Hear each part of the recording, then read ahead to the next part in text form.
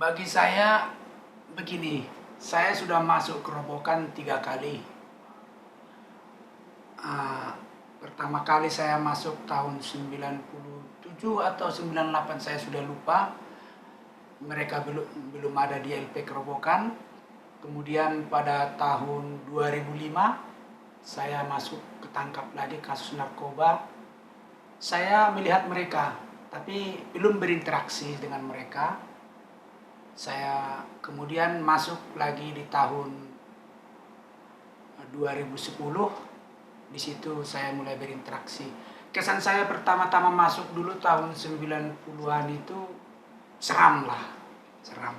Kesan pertama saya itu, bayangan saya itu penjara itu seperti tempatnya para penjahat lah, para pembunuh, bandar narkoba, ya sama sekali itu semua sampah masyarakat seperti itu.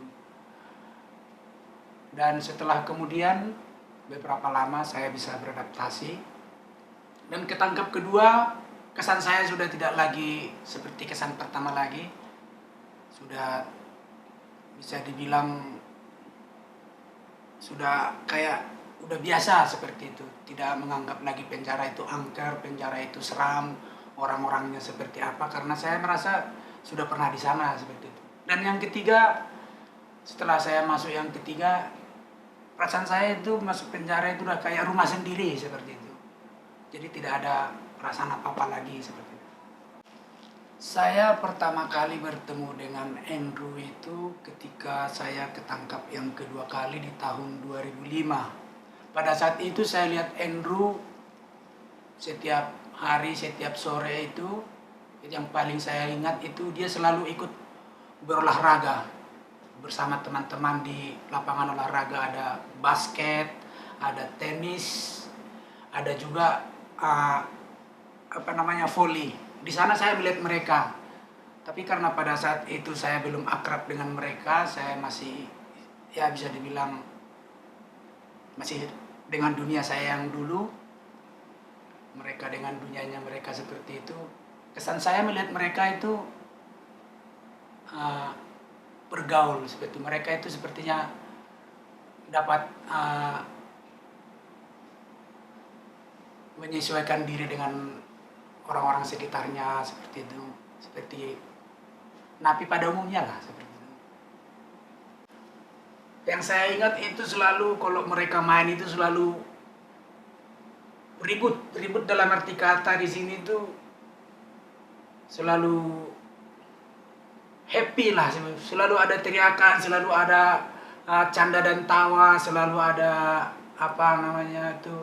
saling bercanda lah. Jadi suasananya mereka olahraga itu hidup. Kadang napi-napi yang lain juga datang berkumpul duduk di pinggir lapangan hanya sekedar untuk menonton mereka, memberikan semangat kepada mereka seperti itu.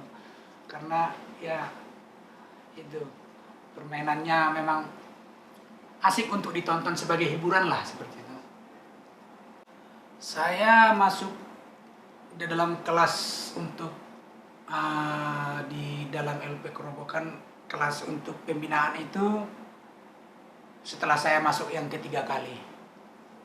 Di sana saya mulai ikut mengenal kegiatan-kegiatan yang dalam LP.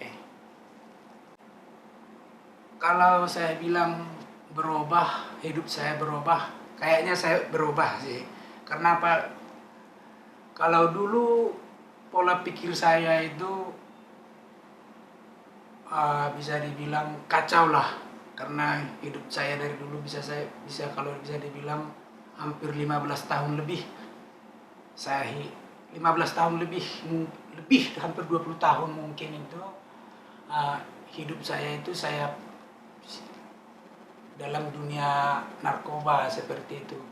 Setelah mengenal mereka, di sana saya mendapat pengarahan dan masukan-masukan dan bimbingan-bimbingan juga dari Andrew. Puji Tuhan, setelah itu cara berpikir saya tentang kehidupan tidak lagi seperti dulu lagi, dan saya memutuskan bahwa hidup dengan menggeluti narkoba itu tidak benar dan tidak baik dan hanya akan merusak diri saya sendiri dan masyarakat. Melihat apa yang telah Endro dan Myuran lakukan di dalam penjara, banyak sekali orang-orang yang telah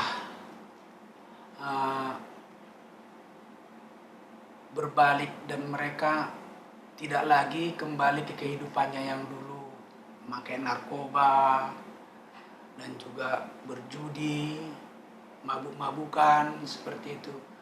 Mereka banyak memberikan didikan-didikan, terutama cara pandang hidup lah. Cara pandang hidup itu yang paling saya ingat dari mereka, itu cara pandang kita tentang kehidupan dan cara kita menjalani kehidupan lah, ya, yang berguna bagi masyarakat, setidaknya tidak merusak diri sendirilah. Itulah yang saya hidup.